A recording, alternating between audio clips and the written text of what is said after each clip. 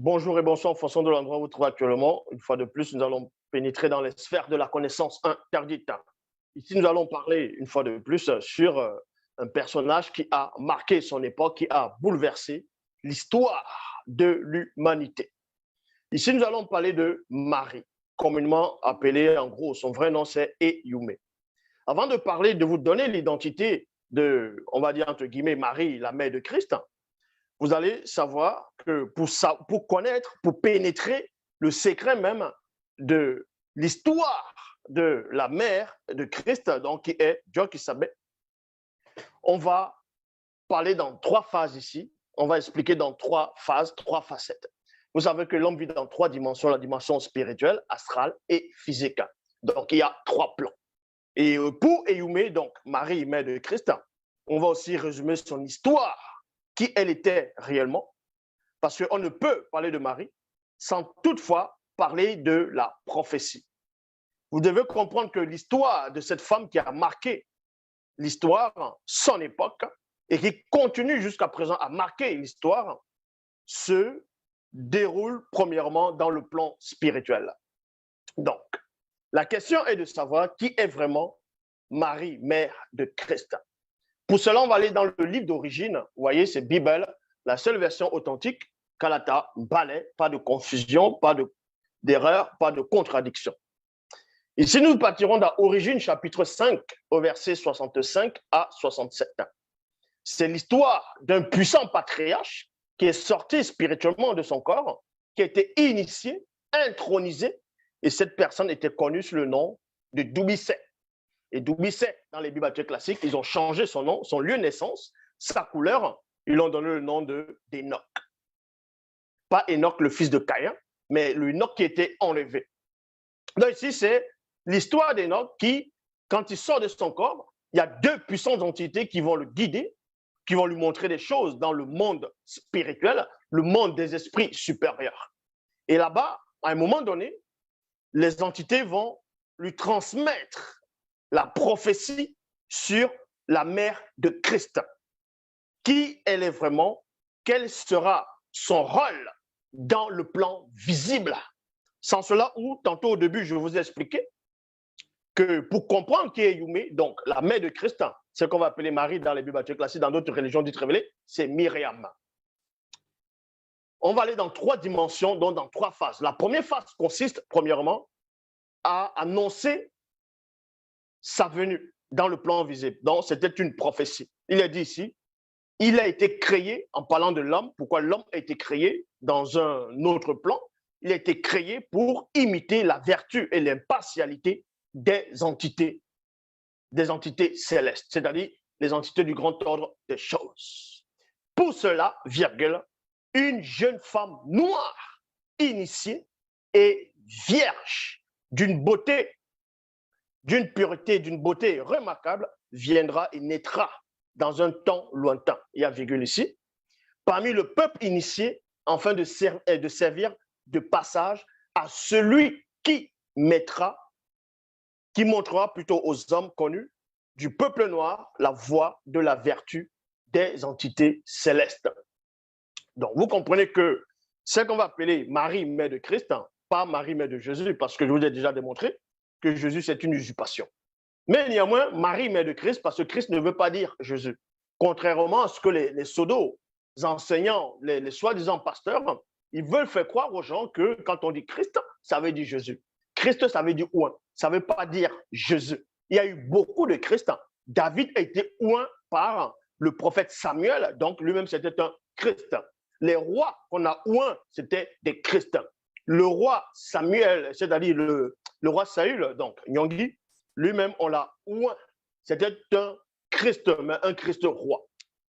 Mais le Christ dont fait allusion ici, c'est le Christ, le Messie, le Sauveur, celui qui vient extirper l'homme de la mort spirituelle, c'est-à-dire l'homme noir, le peuple élu. Pour cela, pendant la conversation entre Dubicet, qui veut dire initié en même temps baptisé, avec les entités qui sont en train de lui initier, qui sont en train de lui montrer des choses d'au-delà de la haute fréquence, ils vont lui dire ici, ils vont donner la prophétie qu'il y aura une femme, une jeune femme noire initiée, vierge, qui viendra, c'est-à-dire d'une pureté et d'une beauté remarquable, viendra et naîtra dans un temps lointain. Lointain, c'est-à-dire bien longtemps après la grande inondation, c'est-à-dire le déluge, bien longtemps après le grand cataclysme, donc le fragment des continents. Et bien longtemps même, c'est-à-dire après Abraham, après Moïse, ainsi de suite, et Éyoumé viendra. C'est pour ça qu'on vous dit ici, et cette jeune femme initiée sera connue sous le nom d'Éyoumé. Éyoumé, c'est ça qu'on va prendre maintenant, ils vont mettre dans les Bibles classiques, ils vont dire, comme je dis, qu'on l'appelle Marie. Ils vont changer sa couleur, exactement comme on peut voir au Vatican. Vous pouvez aller au Brésil, la Vierge noire, il y a la Vierge noire, la Vierge blanche. Et la Vierge noire est la plus ancienne. C'est la plus ancienne. Et la Vierge noire aussi a été reprise aussi dans l'Égypte antique et aussi dans la Mésopotamie antique.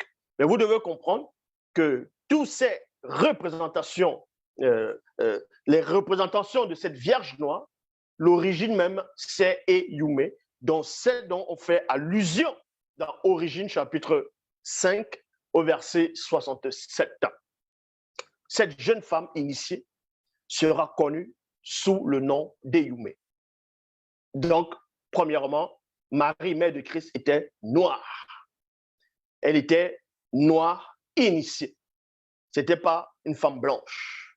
Ce n'était pas une femme juive, quand on essaie de représenter. Non. C'était une femme noire dans l'Afrique ancestrale. Et son fils premier-né dans le plan visible. Et selon la prophétie, c'était Dieu qui savait qui est le vrai Christ, le vrai Messie. Dans la phase 2, on va aller pour parler de ses parents. Parce que dans les Bibles classiques, on ne vous dit même pas qui étaient réellement les parents de Marie, mère de Christ. Ils vont venir juste écrire qu'il y avait une jeune fille, elle était fiancée à Joseph, elle était de la lignée de ceci.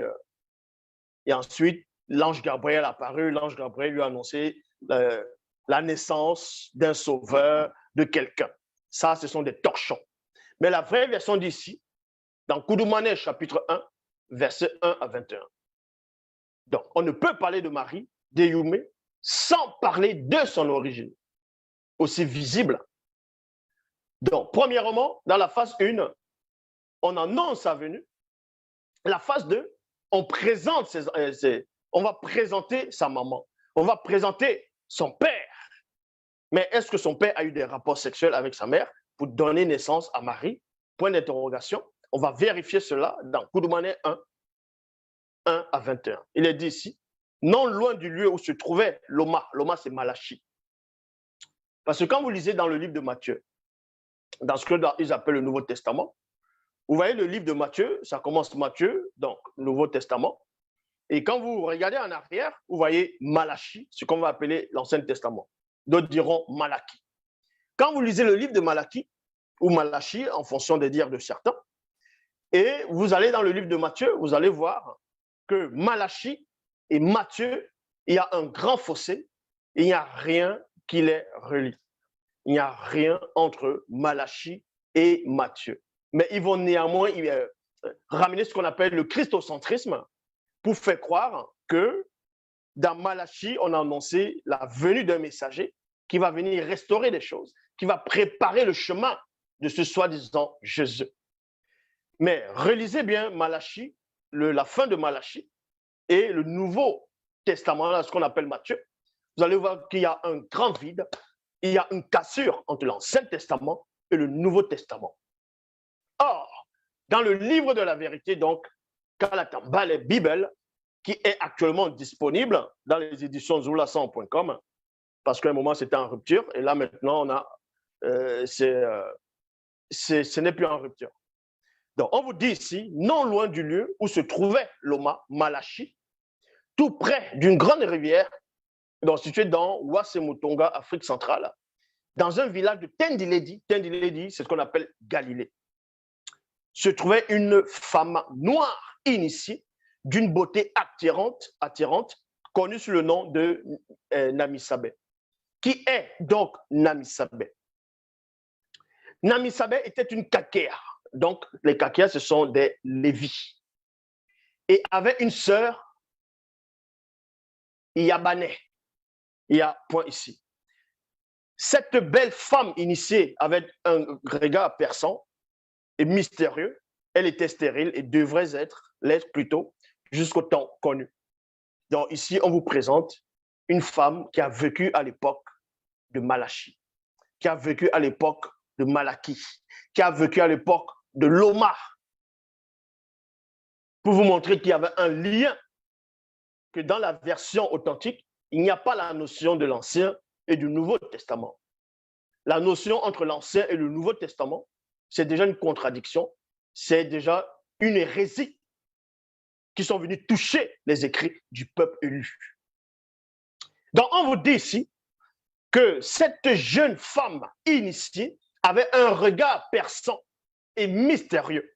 Elle était stérile et pourtant elle était mariée. Elle avait un mari, elle avait un époux et devait l'être jusqu'au temps connu.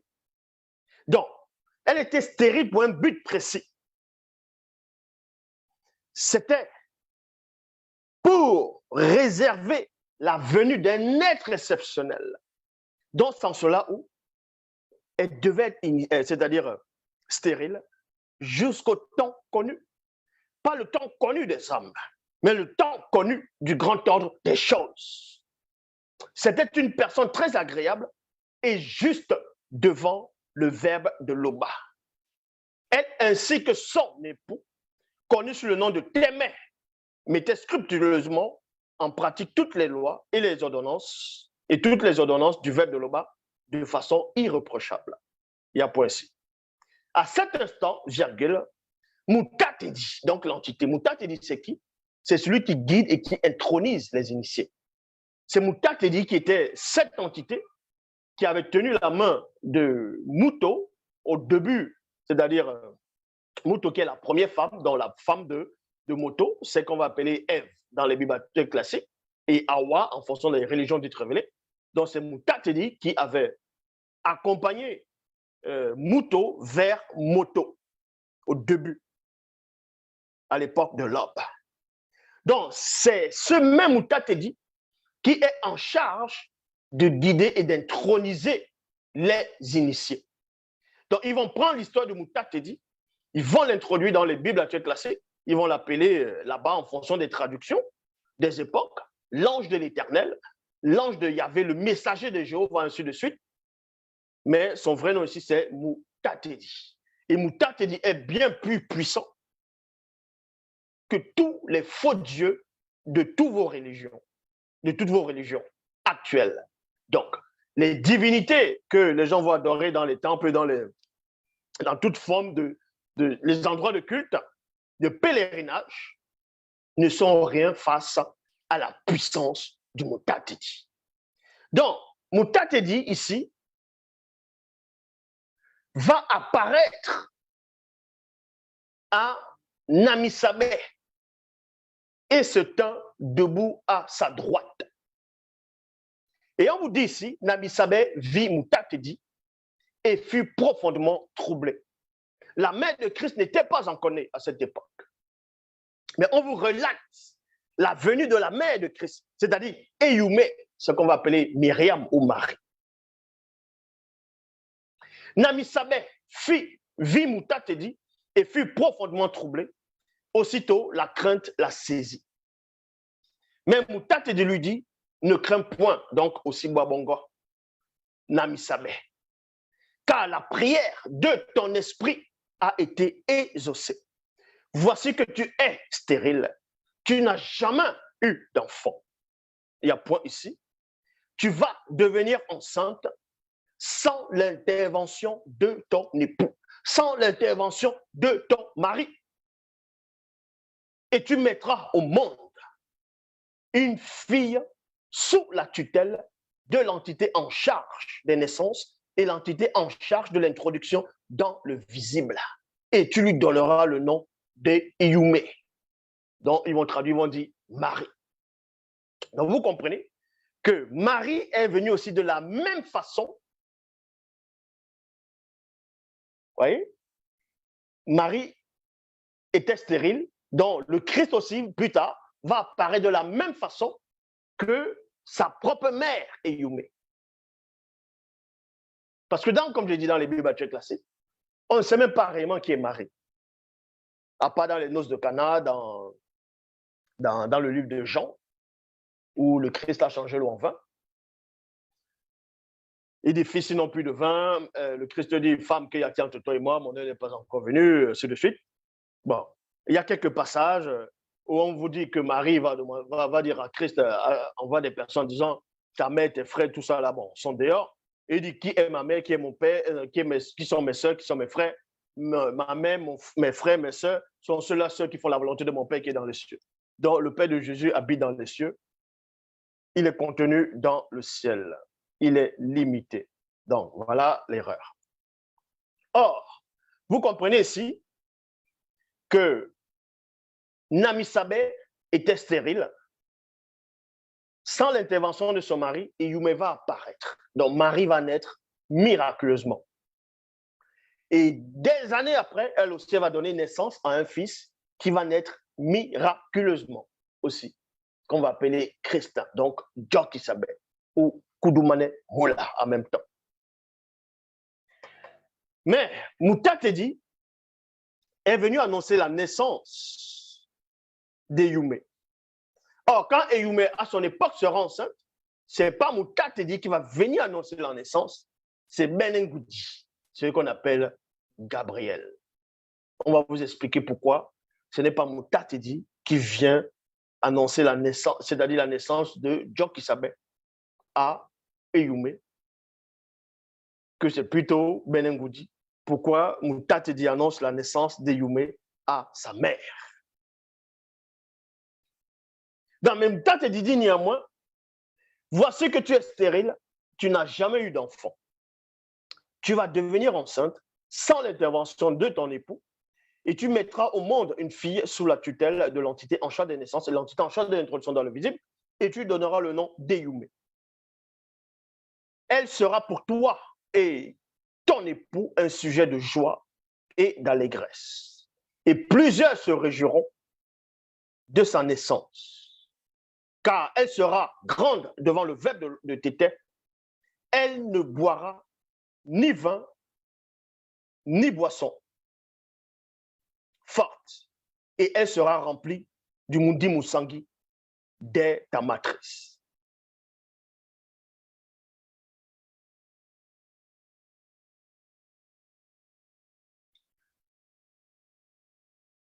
Ici, Moutatedi annonce quelque chose de formidable à Namisabé.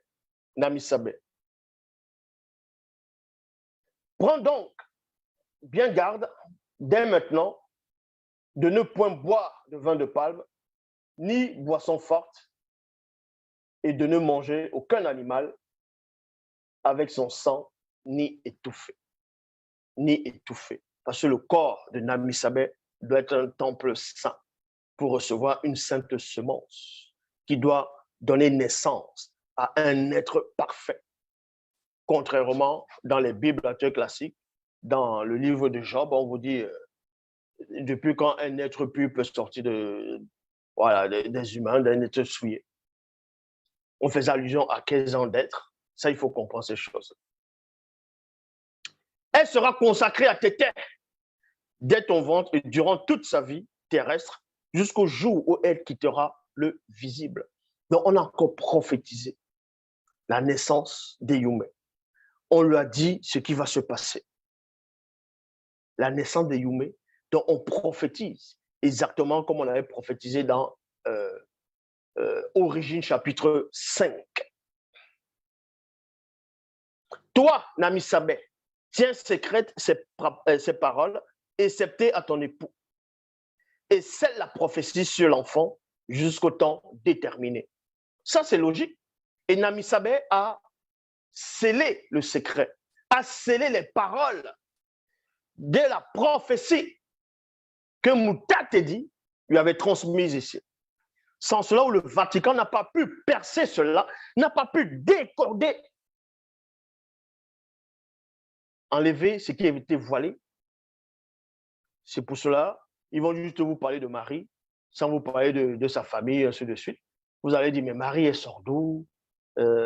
On sait juste que c'était une femme vierge, elle était fiancée à Joseph, et ensuite l'ange Gabriel a apparu, il a annoncé la naissance d'un sauveur, de Jésus, selon les Bibles classiques, mais sans réellement parler de ses parents, de comment elle-même, Marie, elle est née, de comment elle a vécu, de comment elle a fait pour rencontrer Kolaïta, c'est-à-dire Joseph, leur rencontre. On ne vous explique pas ça dans les Bibles classiques parce qu'on avait scellé cela. C'était scellé parce que Moutatedi a demandé à ce que ça puisse rester scellé jusqu'au temps connu. Et ce temps connu est là, en face de vous. On vous révèle ces choses, ces mystères. Elle sera consacrée à Tété dès ton ventre et durant toute sa vie terrestre, jusqu'au jour où elle quittera le visible. Toi, Namisabé, tiens secret de ces paroles, excepté à ton mari, et scelle la prophétie sur l'enfant jusqu'au temps déterminé. Et on vous dit ici, seul un petit nombre d'initiés soigneusement sélectionnés parmi le peuple ont eu connaissance de la venue de l'enfant.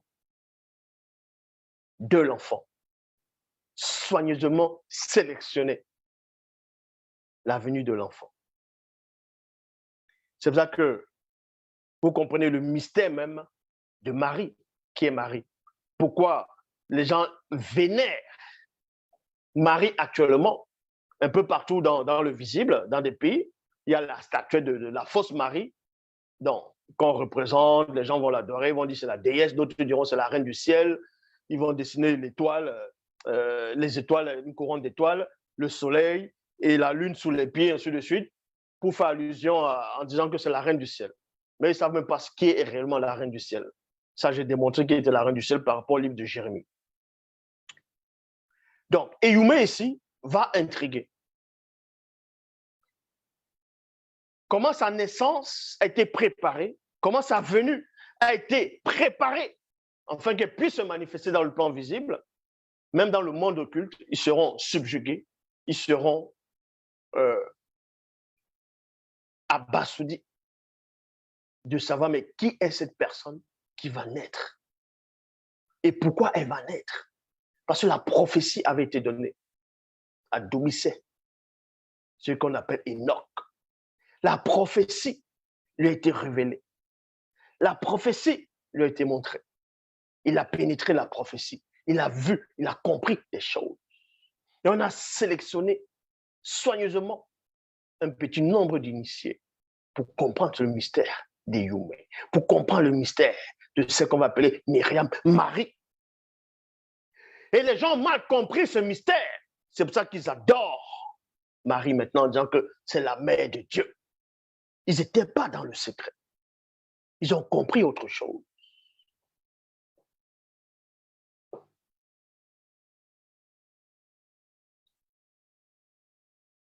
Après ces paroles, Moutatedi disparut soudainement de devant les yeux de Namisabé. Elle resta seule stupéfaite de l'apparition de l'être de lumière qu'elle venait de voir.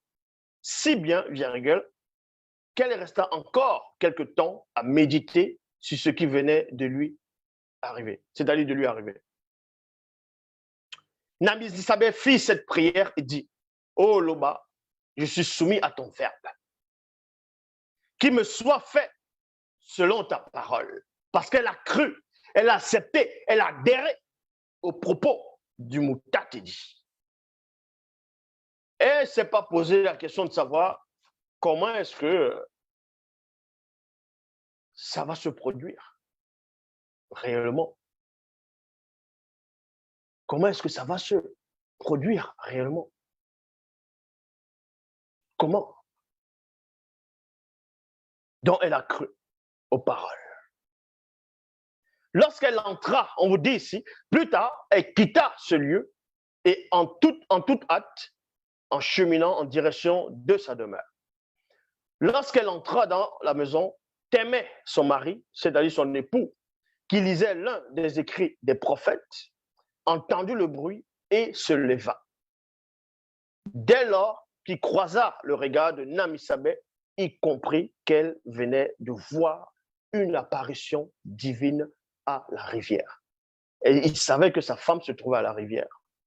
Et quand elle entre, après qu'elle ait vu Moutatedi, quand elle entre, son mari était en train de lire les écrits des prophètes.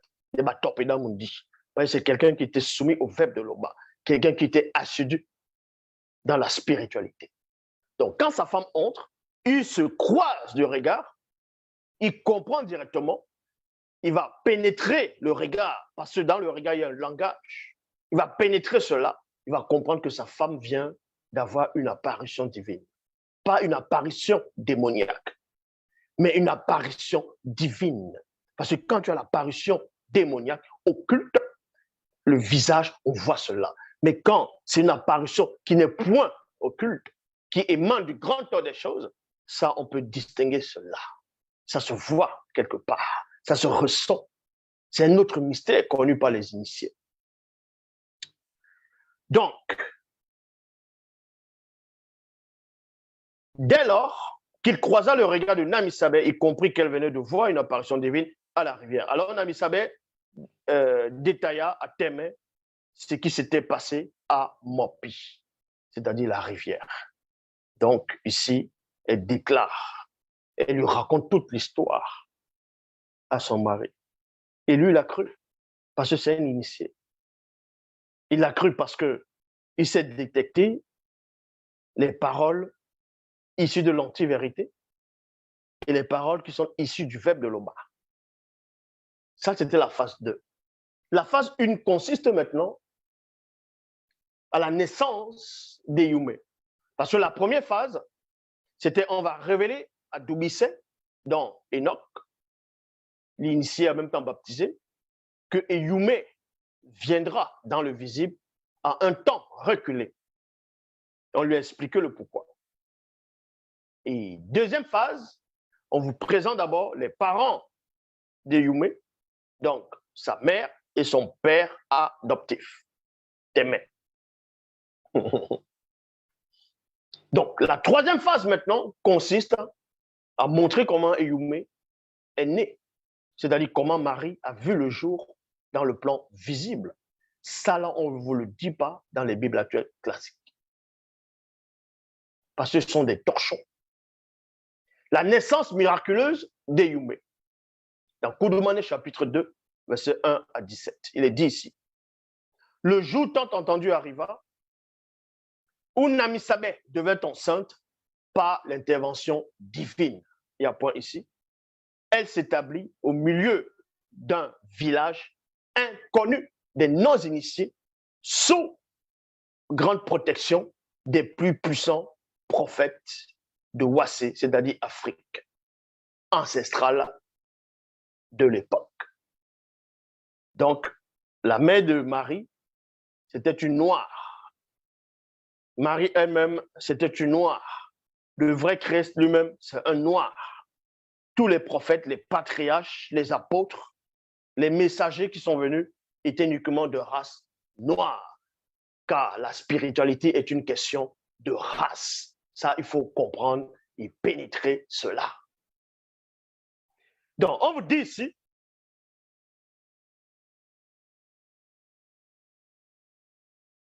le moment où elle devait accoucher arriva et il y eut une très grande obscurité dans tout le territoire, excepté dans le village où se trouvait Namisabé.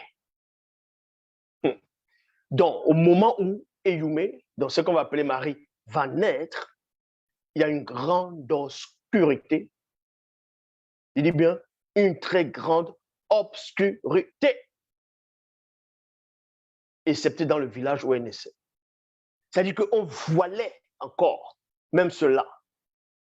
Le voile qui représente Muititi, l'obscurité, n'était pas seulement dans le plan visible, dans le plan non visible, où les démons se cachent, où les démons se dissimulent, on les voilait aussi cette naissance, on les voilait quelque chose. Même les Bamuloloma Bungulane, ce qu'on va appeler les anges déchus, aussi, on les a voilés quelque chose.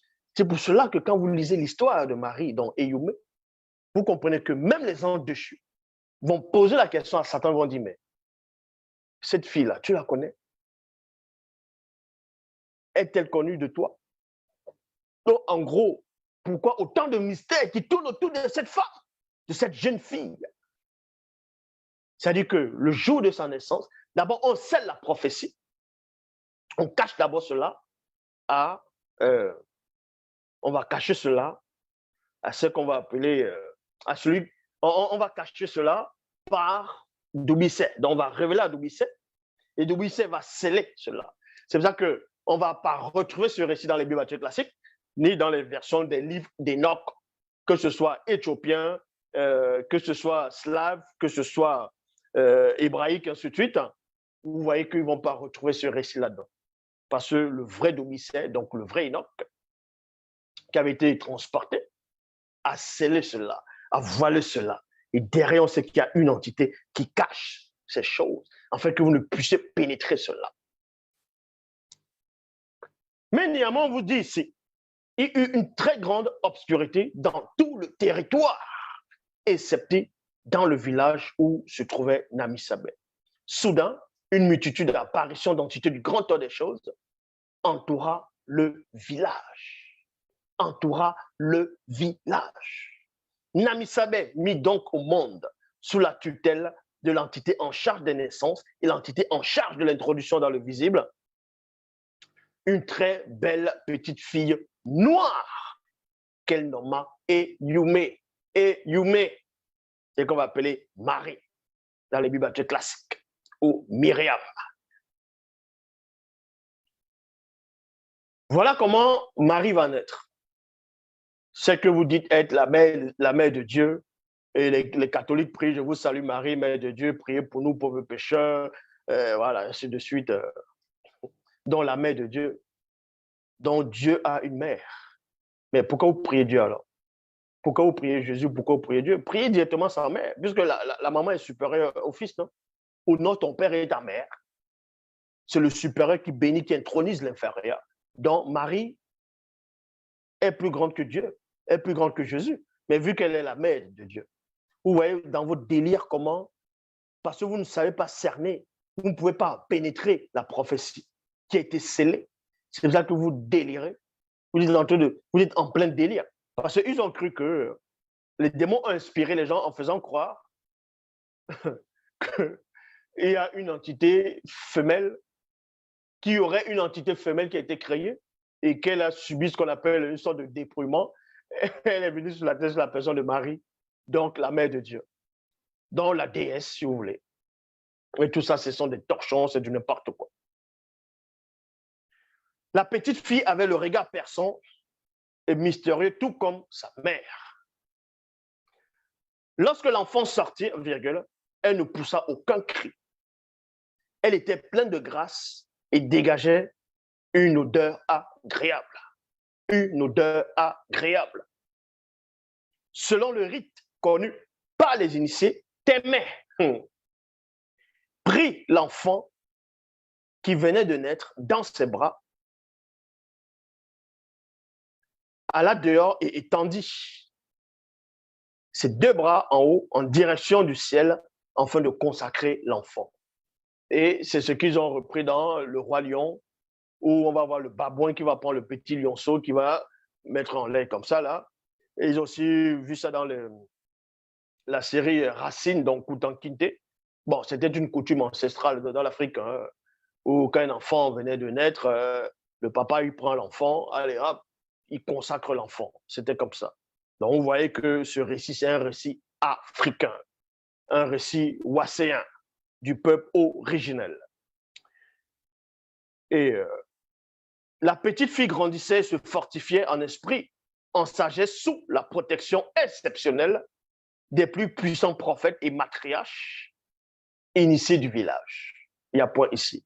À l'âge de 8 ans, donc on vous parle de Marie, mère de Christ, à l'âge de 8 ans. Le Vatican ne vous dira pas ça. Vous n'allez pas voir ça dans vos torchons dans les Bibles classiques, ni dans vos livres bizarres. À l'âge de 8 ans, la jeune fille devint très avancée spirituellement et les yeux de son esprit s'ouvrirent. Elle commença ainsi à voir le monde spirituel. Elle commence à voir le monde spirituel. Donc, Marie était déjà mystérieuse dès son enfance, même lors de sa naissance, elle était déjà mystérieuse.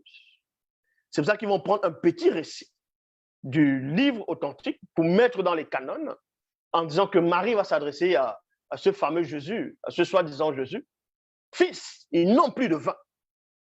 Et on vous dit que Jésus dit à Marie, femme. Il dit femme, il ne dit pas mère. Il dit femme, qu'y a-t-il entre toi et moi? Mon heure n'est pas encore venue. Mais si on accepte la notion où le soi-disant Jésus va dire à Marie dans les Bibles classiques, dans le livre de Jean, par rapport à quand il a changé l'eau en vin plus tard, femme, qu'y a-t-il entre toi et moi? Mon heure n'est pas encore venue. Mais pourquoi donc il change l'eau en vin si son heure n'est pas venue? Donc vous voyez qu'ils ont mis ce récit parce qu'ils ne savaient pas pourquoi ils ont écrit cela. Mais c'était une confusion. Bien sûr qu'il y a quelque chose entre le fils et sa mère. Comment il va dire femme, qu'y a-t-il entre toi et moi? C'est mère. Dans la version authentique, on ne va même pas dire mère, qu'y a-t-il entre toi et moi? Il y a quelque chose entre les deux. Il y a la prophétie qui les lie. Avant la naissance des deux de la maman et du fils, ils sont déjà liés dans le sens spirituel, dans la prophétie même. Ils sont liés. Il y a déjà quelque chose entre les deux. Leur naissance, c'est identique. Leur naissance est identique. Donc, la question est de savoir maintenant, pourquoi c'est Moutate dit qui vient annoncer la naissance de Yumé, donc de Marie à Namisabé? Pourquoi pas Moutate dit, donc Gabriel? Moutate dit est celui qui guide et qui intronise les initiés. Donc, il va guider Namisabé dans un plan, dans une initiation terrible. Donc, on va guider Namisabé. On va la guider pour un but précis, pour aller dans un but précis, dans l'ouverture, par rapport à la prophétie qui avait été donnée à Domicée. Donc, on va la guider maintenant pour comprendre le sens de la prophétie. Donc, c'est pour ça que Moutate vient pour guider Namisabé en donnant la prophétie sur la naissance de Yumé aussi.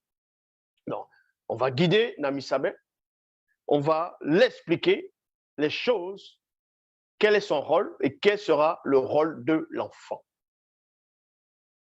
Et quand Yumé, à son tour, va donner naissance, avant de donner naissance à Djokisabé, donc le vrai Christ, c'est Benengoudi qui va apparaître. Pourquoi Benengoudi? Pourquoi Benengoudi va apparaître? C'est pour ça que je vous dis que l'homme vit dans 3 dimensions, la dimension spirituelle, astrale et physique. Donc, pour comprendre les 3 phases, les 3 plans de la venue de Yumé, donc de Marie, donc premièrement la prophétie, pas Doumbissé qui veut dire initier, en même temps baptiser. Donc, on va initier Yumé. C'est-à-dire, on va initier Doumbissé. Donc, premièrement, il y a l'initiation, il y a l'intronisation. On t'initie pour une mission. On t'intronise pour accomplir un but précis. Maintenant, il faut qu'on te montre le chemin. C'est là où Moutate va apparaître à Namisabé pour donner la naissance, pour prophétiser maintenant, pour annoncer la naissance de Yumé. Donc, Moutate va apparaître pourquoi et non pas Gabriel. Moutate va apparaître parce que premièrement, il y a d'abord ce qu'on appelle l'initiation et ensuite le baptême. Et pour accomplir ta mission, on doit te guider. Moutate vient maintenant en tant que guide, celui qui est guide et qui intronise. Donc, il va guider maintenant. On te guide jusqu'à l'ouverture. Et l'ouverture va représenter Djokisabé qui est le vrai Christ. C'est pour cela que c'est ce qu'on va appeler Gabriel dans les Bibles classiques. Mais ils ne savent même pas pourquoi c'est Gabriel qui est venu annoncer la naissance du Christ à Marie. Benengoudi qui veut dire avoir la puissance. Est-ce que vous comprenez? C'est pour ça que Djokisabé a la puissance. on va lui transmettre cette puissance-là au vrai Christ. Premièrement, écoutez, avant qu'il n'apparaisse, il y a d'abord des choses qui vont se passer, qui vont se produire. D'où c'est, on l'initie d'abord dans le secret et ensuite on le baptise. Pas baptisé dans l'eau. Son nom veut dire initié en même temps baptisé dans cette connaissance, dans cette prophétie, dans ce secret-là. Et Benengoudi, Moutat va apparaître après que on passe l'étape de l'initiation, du baptême. Maintenant, on te guide à la sortie parce qu'on t'initie dans le secret. On t'initie dans l'obscurité. On t'initie hors de la vue de ceux qui ne sont pas connus. Et ensuite, on te guide. On va te guider maintenant dans un chemin que tu dois emprunter. Et au bout de ce chemin, dès que tu finis ton initiation, dès que tu finis ta démarche, parce que pendant que tu es en train de cheminer, il y a toujours ce qu'on appelle l'initiation. Dans le guide, on te guide. On te révèle encore des mystères pendant ton passage. Et quand tu sors de là, tu as la puissance. C'est pour ça que c'est Gabriel qui va venir, donc Benengoudi, le vrai nom, qui veut dire avoir la puissance. C'est lui maintenant qui va donner la naissance, qui va annoncer la naissance à Eyumé que Djok-Sabé va apparaître. C'est ça le processus. Parce que les gens, ils viennent lire, la Bible dit, il y avait une vierge, elle était là, elle habitait dans tel endroit, elle était enceinte par la vertu du Saint-Esprit, mais sans savoir que c'est quelque chose qui était soigneusement préparé. C'est une initiation, c'était un rituel dont vous ne pouvez même pas imaginer, soupçonner, pénétrer. Est-ce que vous comprenez? Avant que le Christ n'arrive, il y avait une très grande préparation avant qu'il ne descende. Mais pour cela, de temps en temps, Eyumé recevait la visite des entités spirituelles. Elle grandissait dans le village hors de toute influence des non-initiés, des blancs d'assemblée. Eyumé était initié. Eyumé était initié tous les soirs autour d'un grand feu par les prophètes et les matriarches, ainsi que par les initiés, par les entités spirituelles, au point où elle développa en elle un remarquable don de persuasion. Don de persuasion. Ça veut dire quoi? Don de persuasion. Vous pensez que dans les Bibles classiques, on va trouver ça? Les Bibles classiques, les autres livres religieux, des autres religions dites révélées, ce sont des torchons. Pourquoi ici, il est précisé que Eyumé était initié, premièrement, tous les soirs, autour d'un grand feu. Est-ce à dire qu'il n'y avait pas de technologie à cette époque? Il n'y avait pas d'électricité à cette époque pour qu'on les initie autour du feu? Est-ce qu'ils n'avaient que des torches à cette époque-là? Est-ce que c'était le Moyen-Âge? Tout ça, on vous révèle dans la face cachée de Bible, le livre mystérieux. Est-ce que vous comprenez? On vous révèle ces mystères-là. Et encore, on vous apprend que Marie avait un formidable don, elle avait un remarquable don de persuasion. C'est-à-dire que quand elle te dit quelque chose, quelle que soit la personne, tu vas faire ce qu'elle te dit. Et ils ont retransmis cela, non? Dans les Bibles classiques, dans Jean, ou dans Jean 2, on dit Jésus a changé l'eau en vin. Dans Jean, aux noces de Cana, qu'est-ce qui s'est passé? Marie a dit quoi? Fils, ils n'ont plus de vin. Fils, ils n'ont plus de vin. Et femme, qu'y a-t-il entre toi et moi? Mon aide n'est pas encore venu. Marie, elle dit quoi? Elle ne se décourage pas, elle dit, faites ce qu'il vous dira. C'est-à-dire qu'elle a persuadé son fils. C'est ce qu'ils ont transmis dans les Bibles classiques. Parce qu'elle a un don de persuasion. Vous ne savez pas cela. Vous ne pouvez pas pénétrer cela. Il faut d'abord connaître qui est Marie dès avant sa naissance, selon la prophétie. Il faut connaître qui est sa mère, comment sa maman a grandi, l'enfance de sa mère, ainsi de suite. Bref, tout ça là, c'est dans le livre mystérieux. Et comment Éyoumé a grandi, comment elle a rencontré ce qu'on va appeler dans la Bible classée sur la personne d'Élisabeth. Parce que Élisabeth, c'était sa cousine directe. Je répète, Élisabeth était la cousine directe de Marie. Élisabeth était une des descendantes d'Aaron, donc de Moenen, un Kakéa. Élisabeth était une Kakéa, tout comme sa mère à elle et la mère de Éyoumé était une Kakéa. Donc Éyoumé elle-même était une Kakéa, qui veut dire Marie était Lévi et non de Juda.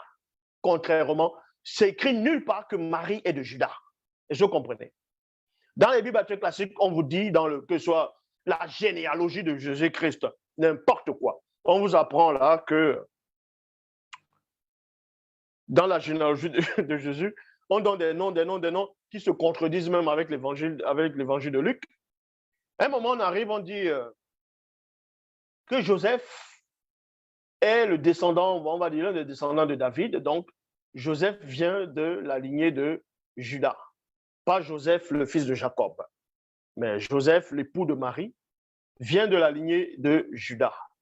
Vient de la lignée de Judas, vu que David vient de la lignée de Judas. Judas a eu des enfants, a eu d'abord certains enfants, ils ont connu la mort. Certains ont connu la mort. Et après, il a eu avec sa belle-fille, Tamar. Ils ont donné naissance à 2 enfants. Voilà.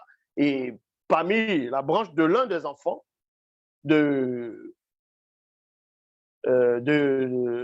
Soma, c'est-à-dire de Judas, il y a la descendance. C'est là où, c'est à partir de cette descendance-là qu'il y a les David, les Jésus selon les Bibles classiques. Et Joseph aussi. Mais nulle part, il est dit dans les Bibles classiques que Marie, mère de Jésus, vient de la lignée de David. Est-ce que vous comprenez? Marie n'est pas... Il n'y a aucun passage qui dit que Marie vient de la lignée de Judas. C'est l'époux de Marie qui est de Judas. Maintenant, on fait croire que Jésus est de Judas, il est le lion de la tribu de Judas. Alors qu'on ne parlait même pas de Jésus dans ce qu'on appelle l'Ancien Testament, dans le livre de la Genèse. C'était Judas lui-même, on parlait de Judas lui-même, c'est Judas lui-même qui est le jeune lion de sa propre tribu. On prend cela, on dit que c'est Jésus qui est le lion de la tribu de Judas et qu'il est le descendant de David. Il est le descendant de David où? Vu que sa maman même qu'il a mis au monde n'est même pas de la tribu de Judas, elle est de la tribu de Lévi, tout comme sa cousine directe Élisabeth. Ils sont là, ils disent, Dieu m'a dit, le Saint-Esprit m'a dit, le Saint-Esprit m'a mis à cœur. Vous voulez parler de la spiritualité avec qui? Vous voulez parler de la spiritualité avec qui? Maintenant, ils vont écrire ils vont venir écrire dans des passages, Jésus était fils de David, descendant de David, ainsi de suite. Tout ça, c'est des torchons, c'est du mensonge. Je dis bien, c'est du mensonge. Si dans les Bibles classiques, Jésus est fils de David, il est fils de David par rapport à la prophétie et non par rapport à la semence. Et non par rapport à c'est-à-dire, Marie n'est pas de la lignée de David. Marie n'est pas de la lignée, c'est-à-dire de Judas. Marie est de la lignée d'Élisabeth, c'est-à-dire de la branche de Moïse, de la branche d'Aaron, de la branche de Myriam même. Homonyme. Puisque la sœur de Marie, la sœur de Moïse et d'Aaron s'appelait Marie, dans d'autres versions du Myriam. Vous voulez parler de la spiritualité avec qui? Vous venez, dans l'Apocalypse, on dit, un des vieillards dit, non, ne crains point, voici le lion de la tribu de Juda a vaincu. Ça, ce sont des torchons, ce sont des mensonges. Donc, on vous dit ici, quand elle disait une phrase, quelle que soit la personne qui était en face, cette personne faisait ce qu'elle avait demandé. Et on a vu cela dans Jean 2, dans l'évangile de Jean 2, où on vous dit Jésus a changé l'eau en vin. Elle a dit, hey, fille, ici non plus de vin. Il a beau dire ce qu'il va dire là-bas, ces torchons-là, il a quand même fait ce que sa mère avait dit. Allez, faites ce qu'il vous dira. Il est exécuté, non? Et pourquoi avant, il avait des femmes qui attirent entre toi et moi?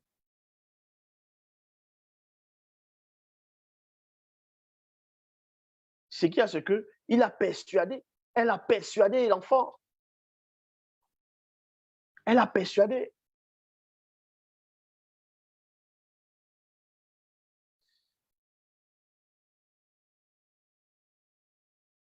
Et dans la suite, on vous dit, Eyumé a pris la science des plantes médicinales. Elle avait une voix si belle et si douce qu'au moment même où elle se mettait à chanter, les différentes espèces d'oiseaux chantaient avec elle. Et oui, les différentes espèces d'oiseaux chantaient avec elle. C'est pour ça que Disney a copié aussi cela, où on vous montre la Blanche-Neige, les Cendrillon, les petites princesses, les pousses danseuses pousselines, ce genre de choses. Quand ils vont danser, quand ils vont chanter, les oiseaux vont chanter, les lapins, les lièvres, les grenouilles, et ainsi de suite, les crapauds. Vous voyez? Et vous pensez que ce sont des inventions? C'est normal, ça peut que vous surprendre parce que vous n'êtes pas spirituel. Il faut être spirituel pour adhérer à ce que je dis. Hein? Et non raisonner charnellement.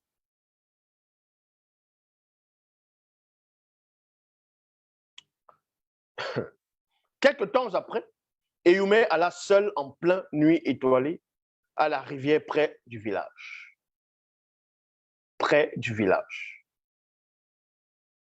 Les prophètes et matriarches savaient qu'elle ne serait pas seule à la rivière, mais que les entités de lumière veillaient constamment sur sa personne. Donc, étant jeune, elle allait toute seule à la rivière, elle méditait, elle faisait ce qu'elle devait faire. C'était pour son initiation, mais on ne craignait pas qu'il y aurait des gros serpents qui vont venir parce qu'il y avait des entités qui la protégeaient déjà. Depuis ce temps, virgule, ce village n'est accessible à aucun homme ou femme non initié. Est-ce que vous comprenez? C'est comme ça que ça se produit. C'est comme ça que ça se passe. Ici, c'était pour vous montrer l'aperçu de Marie, mère de Christ, d'Eyumé. C'est-à-dire Eyumé, mère de Djokisabé. Comment elle est née, sa venue, ainsi de suite. C'est très important. Vous devez savoir ces choses-là. Vous devez pénétrer ces choses-là.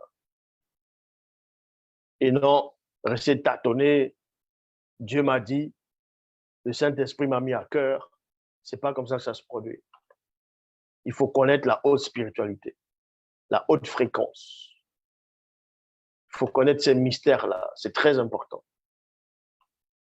Donc, comme je disais constamment, et je le dis encore, il n'y a qu'un seul enseignant.